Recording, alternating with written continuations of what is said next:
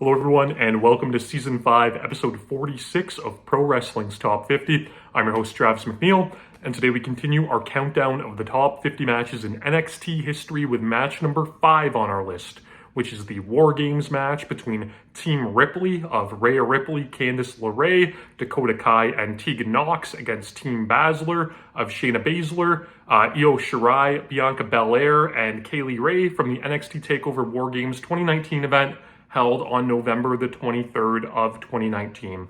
So we've had one WarGames match already in this countdown I talked a little bit, about WarGames in general in that match. It's my favorite stipulation match of all time. WarGames from Wrestle War 1992 is my favorite match of all time. I love WarGames probably more than anyone else does. It holds such a special place in my heart. When I was a kid, my grandfather, who I loved very much, that introduced me to wrestling, built me a WarGames cage out of wood and chicken wire, and built me 2 rings out of wood and twine, and cut off broom, posts for the corner posts, and built me these 2 rings that could go inside this one big cage, just so I could play WarGames with, my Galoob WCW figures and my, Hasbro WWF figures, and I had a couple LJNs, but they didn't really fit great in the cage.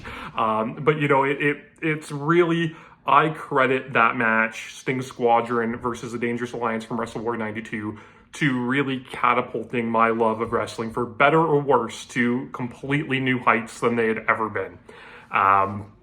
So when the WWE brought in WarGames as a stipulation match for NXT, I was incredibly excited. We got the first one. I liked it enough, but I, very quickly realized that this isn't going to be, the WarGames that I grew up with any longer. It's not going to be these, heated, shorter, action-packed, bloody brawls, in front of these hot crowds. That it would be these more elongated, plunder-filled, storyline elements like mixed in, and twists and turns and melodrama and everything like that, very much the NXT way. And that's okay. These matches, they always get big crowd reactions, and really, that I guess is the most important thing. And, a lot of people really love them. And I've liked all of them enough to a degree. But we have this one here, which was the first one that they did with the women. And it is one of the best WarGames matches of all time. And it's interesting because, it deviates from, what I love about WarGames, and it very much fits that, NXT kind of style of that match that they've crafted, with the difference being the runtime. This one goes, I think, 25 minutes maximum, and it's all the better for it, right? It's so action-packed, and it's so fulfilling. And none of it feels drawn out or elongated, and it's such a great rush, this match. But, it has all the plunder, it has the turns, it has the drama, it has everything like that, but they make it work so well. And this is a match that I feel, over time, I think people, we loved it at the time, right? Don't get me wrong, and I feel like it's a match that every once in a while you'll hear mentioned, but it really deserves to be held in such a higher regard than I feel like it really is, and it's not talked about, nearly as much as it needs to be. And for anybody that loves the WarGames match, I think this is the match for you, although it almost feels more like, in a way, you take out the blood and the hardcore elements, but it almost feels more in a way closer to like the Ring of Honor, Cage of Death match against CZW, which was also a WarGames style match, than it does, a traditional WarGames match. But it's so great. So our story here is that Shayna Baszler is the NXT Women's Champion. She's kind of running through everybody, but she's dodging, Rhea Ripley a little bit, and we know that match is coming, and, Ripley is going to eventually win that title. So leading into this, both of them kind of had this feud that started to entwine the entire women's roster, and it led to the first WarGames match. They had a big, pull-apart brawl on NXT television, and, William Regal came out and was like, WarGames, for all of these women.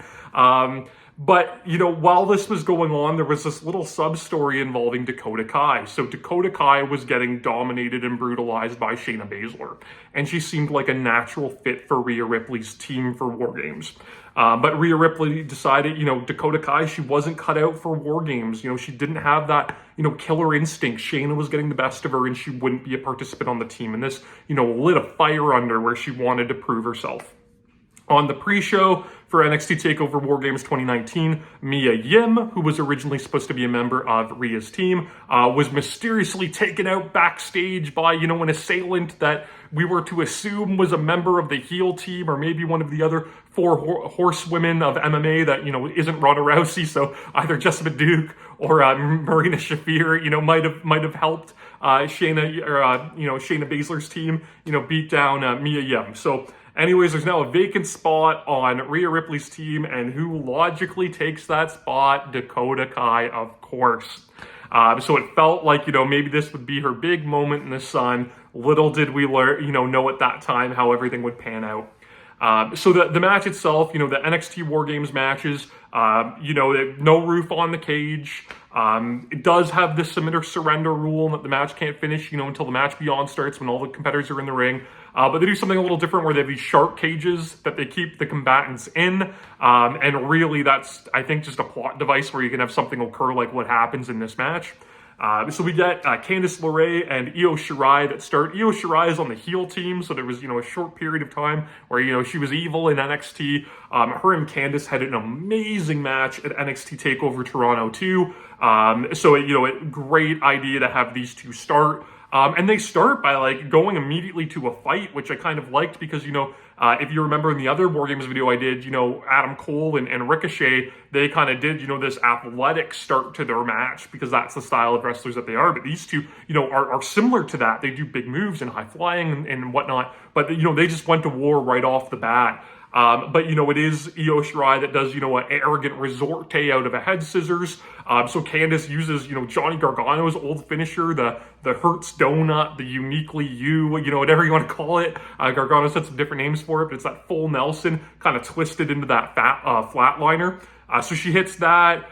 She tries a tope between the ropes of the two rings and gets cut off with the forearm. Io hits a 619 between the rings that was super cool. She hits this great springboard drop kick where she springs in one ring, walks across to the second set of ropes and hits the drop kick.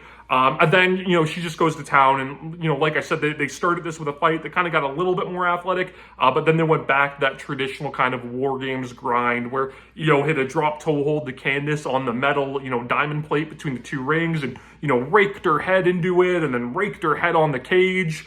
Of course, any good WarGames match, the heels traditionally get the advantage, and that's what happens here. So Bianca Belair comes in. Now, Bianca Belair, WrestleMania main eventer, won the women's title, won the Royal Rumble. She has her accolades, but at the time, in NXT here in 2019, she was fresh and she felt like the potential to be the biggest women's star they ever have. And I still feel that way about her. She's amazing.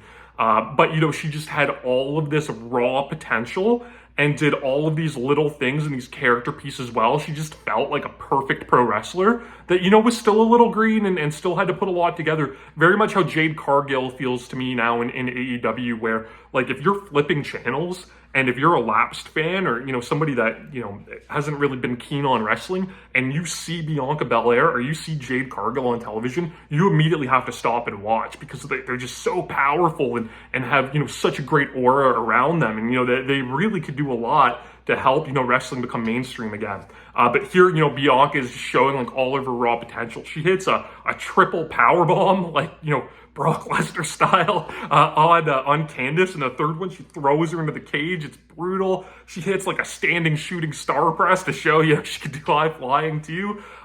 There's a point where she locks Candice in a Campbell clutch and Io Shirai just bounces off the ropes 100 times to hit a basement drop kick like she's Masato Yoshino or somebody. So it's all, really good. And they beat over Candice and, bless her heart, she tries to fight all three of them off, but she's undersized, she's outnumbered.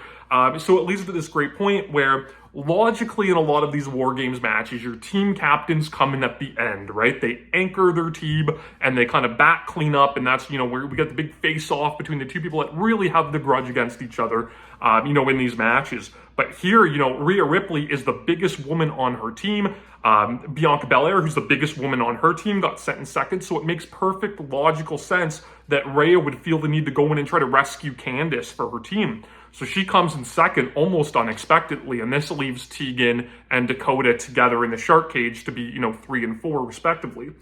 So Rhea comes in, she brings all of the plunder in, and the crowd, just pops huge for the chairs and the trash cans and the kendo sticks and all of that stuff. They chant, we want tables. She doesn't, oblige to that, but that's okay.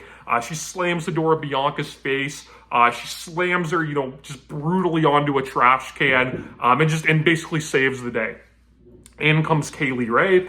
Kaylee Ray is the underrated, maybe performer of the match for this match. She is so good. She does all of these great little heel things. She takes wild bumps. She gets brutalized. She is amazing in this bout. So she comes in next and she brings, more chairs in the crowd. We want tables, we want tables.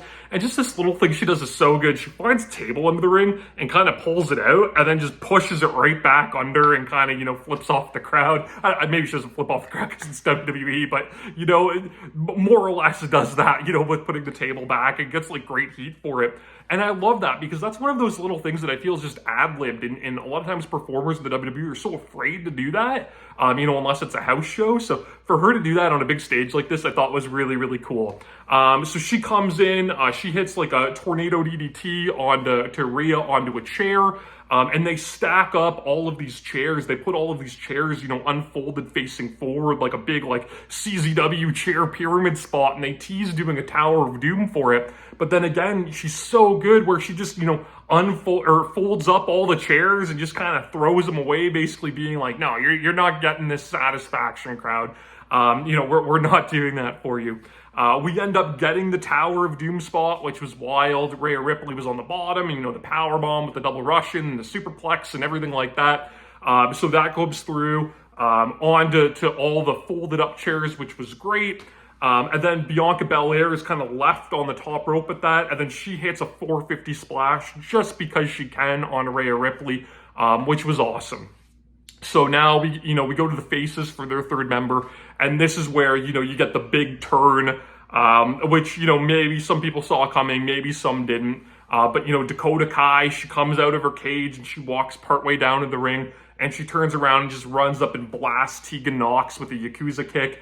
I talked about the rivalry between these two when they had their amazing street fight at NXT TakeOver Portland, earlier in the season. But these two were best friends. They were both sidelined with knee injuries at the same time. They rehabbed together. They brought themselves back up, and Tegan Nox was immediately, thrust into the fold of everything, right? She was a member of WarGames, and Dakota Kai wasn't, and she felt slighted and overshadowed by the person that was supposed to be her best friend that didn't, stick her neck out for her and vouch for her and try to get her on the WarGames team. And Dakota Kai is amazing here. She's so brutal. She destroys Tegan Nox in the cage. It's so gritty. It's so real. She's, smashing the cage door on her knee and, trying to rip off her knee brace and all of this great stuff and yelling and screaming at her. And, the referees, she's pushing around the referees, and William Regal comes out and she shoves Regal, and Regal basically has to drag her kicking and screaming to the back, and she somehow breaks free and comes back in. And the whole thing is amazing. It's so well done.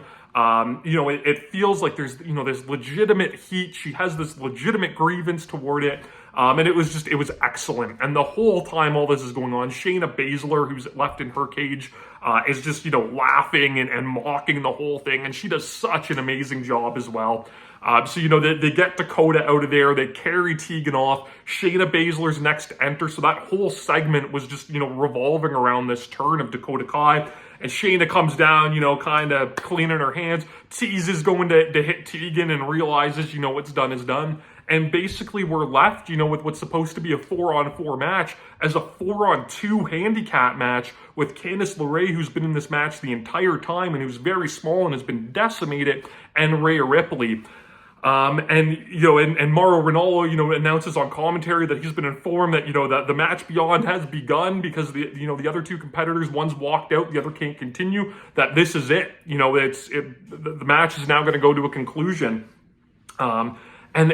Basically they work a handicap match here, and handicap matches, they suck. Let's be honest, right? There's been very few good handicap matches in wrestling history, in my opinion. But they do such a good job here, making it so, legitimate. And they do this point too, and, I criticized this in a little way with NXT, bringing this big team face-off thing in these War Games matches, where both teams kind of collect themselves in one ring and, stare at each other in the center, for this big pop. And they kind of do that here, but it's so much better because it's, Rhea and Candice in between the two rings, and, there's two other women on each side in each ring, and they kind of have them surrounded like sharks, and, Candice is kind of scared, and Rhea basically, like, shoves her and, like, pumps her up and basically says, like, we need to go fight. And that's exactly what they do, and it works so well for this story, and it's totally amazing. When they try to do a pretty good job fighting them off, even though they're outnumbered. But, Rhea she's so awesome. She fights off, two of them. She suplexes Kaylee Ray into the cage, who, takes another wild bump.